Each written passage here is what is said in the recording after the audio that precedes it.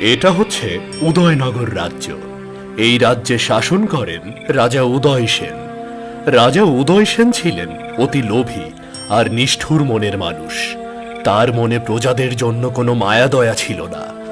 উদয়নগর রাজ্যের প্রজারা কষ্ট করে যে ফসল ফলাতো তার সিংহভাগ রাজা আত্মসাৎ করে নিজের সম্পদ বৃদ্ধি করত। এই নির্দয় রাজা গরিব মানুষকে মানুষ বলে মনেই করত না। তাদেরকে শোষণ করাই ছিল রাজার একমাত্র কাজ। এখন হেমন্তকাল, তাই সব প্রজারা তাদের ক্ষেতের ফসল কেটে ঘরে তুলছে। এমন সময়, মহারাজ, সর্বনাশ হয়ে গেছে। আপনাকে খবর না জানিয়েই রাজ্যের প্রজারা তাদের ফসল ঘরে তুলছে। কি বলছো এসব? মন্ত্রী মশাই, আপনি কি রাজ্যের কোনো খবর রাখেন না? মানে মহারাজ, আমাকে ক্ষমা করবেন, আমি জানতাম না যে গরিব প্রজাদের এমন সাহস হবে। আপনি এখনই যান আর সব রাজ্যের চাষিদের কাছ থেকে ফসল নিয়ে তারপর দরবারে ফিরবেন। এই যথাজ্ঞা মহারাজ, আমি এক্ষুনি যাচ্ছি।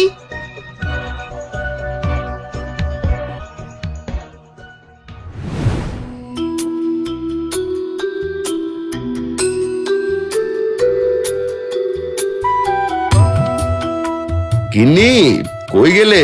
একটু জল নিয়ে বাইরে এসো, আবার মাঠে যেতে হবে তো। হ্যাঁ, এই তো আসছি।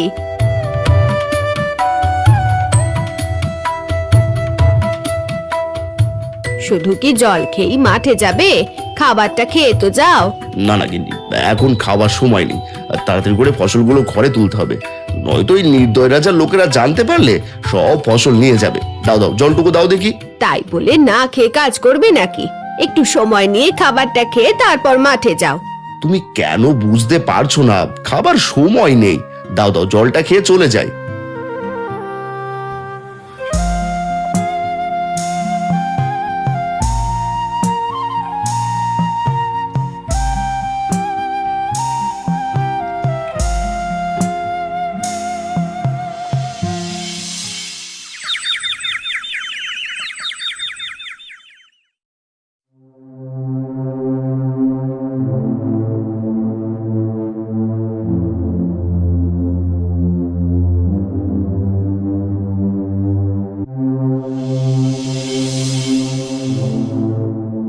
রমেশ, এই রমেশ, বাড়িতে আছিস?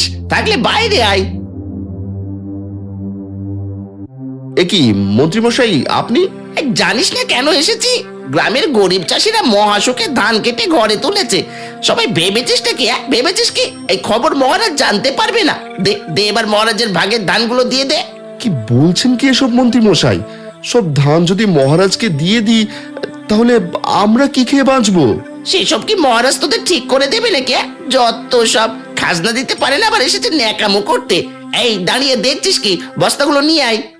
না না মন্ত্রী মশাই, এমন করবেন না। এমন করলে যে আমরা না খেয়ে মরে যাব। তোরা মরলে তাতে কি? মহারাজের ফসল মহারাজের কাছে নিয়ে যেতেই হবে। এই দেখছিস কি? তাড়াতাড়ি বস্তাগুলো নিয়ে আয়।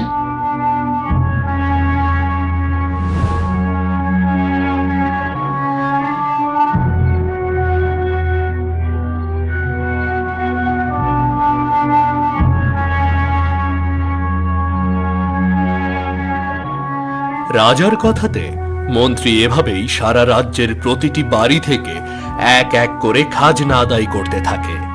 গ্রামের প্রজারা নিরুপায় হয়ে দিনের পর দিন রাজার হাতে এভাবেই শোষিত হতে থাকে।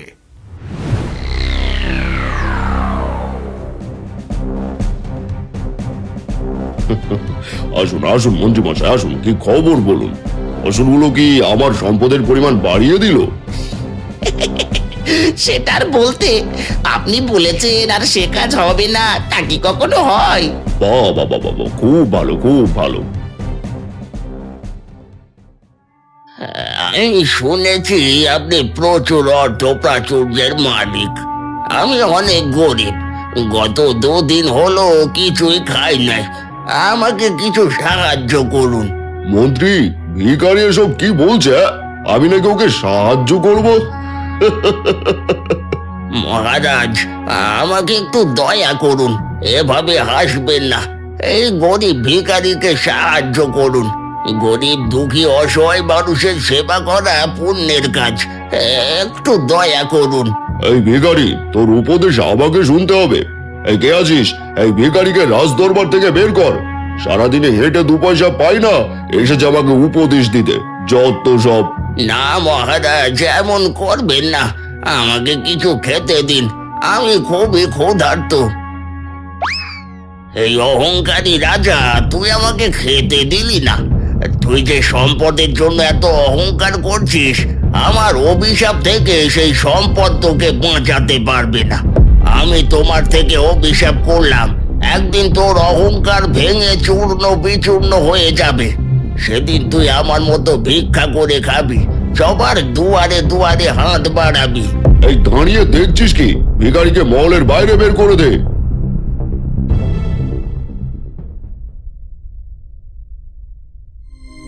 সেদিন রাতে রাজা রানী একসঙ্গে ঘুমিয়েছিল। সকাল হলে রানী ঘুম থেকে উঠে যায়। তার কিছুক্ষণ পর রাজার ঘুম ভাঙলে রাজা তার শরীরে প্রচুর ব্যথা অনুভব করে। এরপর রাজা চিৎকার করে রানীকে ডাকতে থাকে। রানী, রানী কোথায় গেলে? এদিকে এসো। কি হয়েছে মহারাজ, এমন করে ডাকছেন কেন? রানী, আমার শরীরটা কেমন জানি লাগছে। মনে হচ্ছে আমার শরীরে কিছু উঠেছে। আমি প্রচুর ব্যথা অনুভব করছি। এ কি বলছেন মহারাজ, আপনার কি হলো? রানী, প্রহরীকে বলো মন্ত্রী আর রাজবৈদ্যকে অতি দ্রুত ডেকে আনতে। প্রহরী, তাড়াতাড়ি সবাইকে আসতে বলো। অতি দ্রুত রাজবৈদ্য আর মন্ত্রীকে খবর পাঠাও, তারা যেন দ্রুত মহলে হাজির হয়। ঠিক আছে মহারানী, আমি এখনই যাচ্ছি।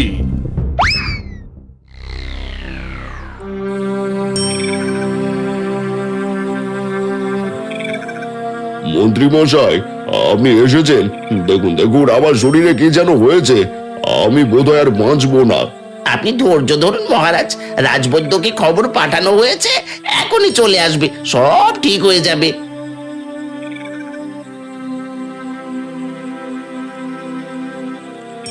রাজবৈদ্য, আসতে এত দেরি কেন করলেন? দেখুন তো মহারাজের কি হয়েছে। হ্যাঁ রানীমা, আমি দেখছি মহারাজের কি হয়েছে।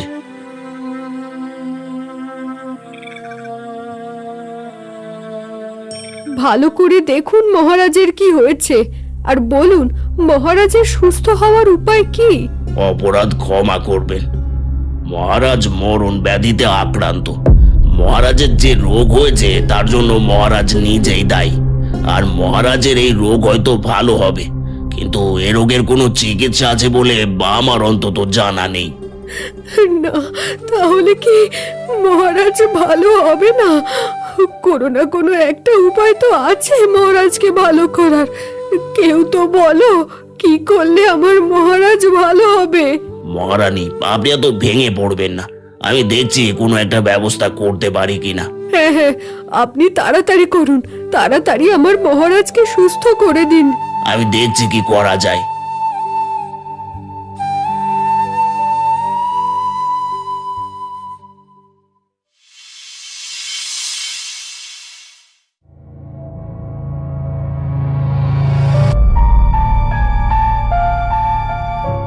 বলুন রাজবৈদ্য, বলুন, কোনো উপায় কি পেলেন মহারাজকে ভালো করার?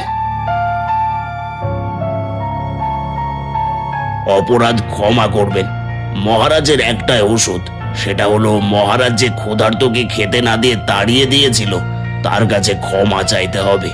আর এই ক্ষমাই হবে তার একমাত্র ঔষধ। রাজবৈদ্য, বলুন তাহলে কোথায় খুঁজে পাবো সে ক্ষুধার্ত ভিখারিকে? বলুন রাজবৈদ্য, বলুন। মহারানী, সেই ক্ষুধার্ত ভিখারি কোনো সাধারণ ভিখারি না, তিনি একজন দরবেশ বাবা। তাকে খুঁজে পেতে হলে কঠিন সাধনা করতে হবে, রাজ্যের প্রতিটি জায়গায় ঘুরতে হবে। সে কোথায় আছে তা কেউ জানে না, আর মহারাজকে সেই দরবেশ বাবাকে খুঁজে বের করতে হবে। মহারাজ যদি সেই দরবেশ বাবাকে খুঁজে বের করে তার কাছ থেকে ক্ষমা ভিক্ষা নিতে পারে, তবেই মহারাজ সুস্থ হবে। রাজবৈদ্য, আমি অনেক বড় পাপ করেছি।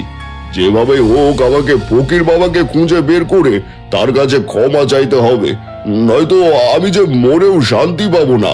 মহারাজ, এবার অনুমতি দিলে আমরা যেতে পারি। হ্যাঁ, অনুমতি দিচ্ছি, আপনারা চলে যান। এবার আমি আমার পাপের প্রায়শ্চিত্ত আমি নিজেই করব। কিছুক্ষণ পর রাজা অসুস্থ শরীরে মহল থেকে বেরিয়ে পড়ে। এরপর রাজা রাজ্যের প্রতিটা জায়গায় দরবেশ বাবাকে খুঁজতে থাকে, কিন্তু কোথাও খুঁজে পায় না। অনেক খুঁজেও যখন রাজা দরবেশ বাবাকে কোথাও পায় না, তখন সে ক্ষুধার্ত হয়ে গরিব নরেশের বাড়িতে গিয়ে দাঁড়ায়। বাড়িতে কেউ আছেন?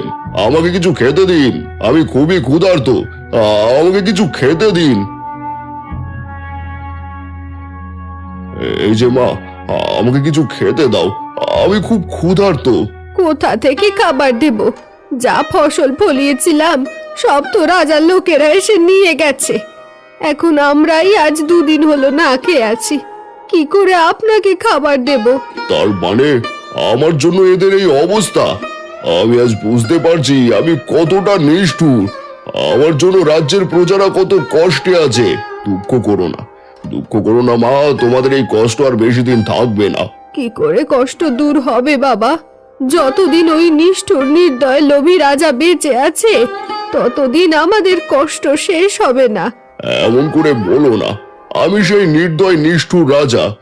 আমি আমার পাপের শাস্তি ভোগ করছি। আমাকে ক্ষমা করে আমার জন্য প্রার্থনা করো। আমি সুস্থ হলে তোমাদের আর কারো কষ্ট করতে হবে না। আমার ভুল হয়ে গেছে মহারাজ, আমাকে ক্ষমা করে দিন। না, তোমার কোনো ভুল হয়নি। এবার আমি চললাম।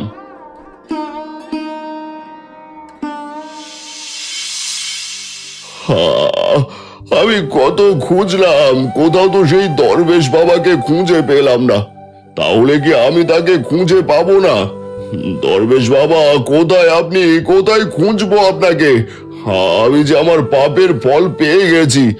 আমাকে ক্ষমা করে দিন, ক্ষমা করে দিন আমাকে।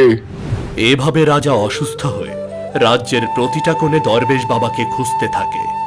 এদিকে ধীরে ধীরে রাজার শরীরে পচনও বাড়তে থাকে। রাজা ধীরে ধীরে আরো বেশি অসুস্থ হয়ে পড়ে, কিন্তু কোথাও দরবেশ বাবাকে খুঁজে পায় না। এভাবেই আরো কয়েকদিন কেটে যায়। এরপর রাজা একদম অসুস্থ হয়ে হেঁটে যেতে যেতে একটি রাস্তার ধারে জ্ঞান হারিয়ে ফেলে। এমন সময় সেখানে দরবেশ বাবা উপস্থিত হয়। অহংকারী রাজা, তুই তোর পাপের শাস্তি পেয়েছিস। আমি জানি এরপরে তুই কখনো কারো ক্ষতি করবি না।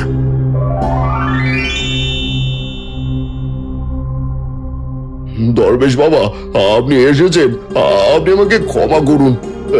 আমি আমি আমার পাপের শাস্তি পেয়েছি। আমি আমার সব ভুল বুঝতে পেরেছি। আপনি আমাকে ক্ষমা করুন। আমি জানি তুই তোর ভুল বুঝতে পেরেছিস, তাই তোকে ক্ষমা করে দিয়েছি। নিজের দিকে চেয়ে দেখ, তুই এখন সুস্থ। হ্যাঁ, আমি সুস্থ হয়ে গেছি, আমি সুস্থ হয়ে গেছি। আপনাকে আপনাকে অনেক ধন্যবাদ দরবেশ বাবা, আপনাকে অনেক ধন্যবাদ। যা যা, এবার তোর প্রজাদের কাছে গিয়ে তাদের সম্পদ ফিরিয়ে দিয়ে ক্ষমা চেয়ে নে। যা।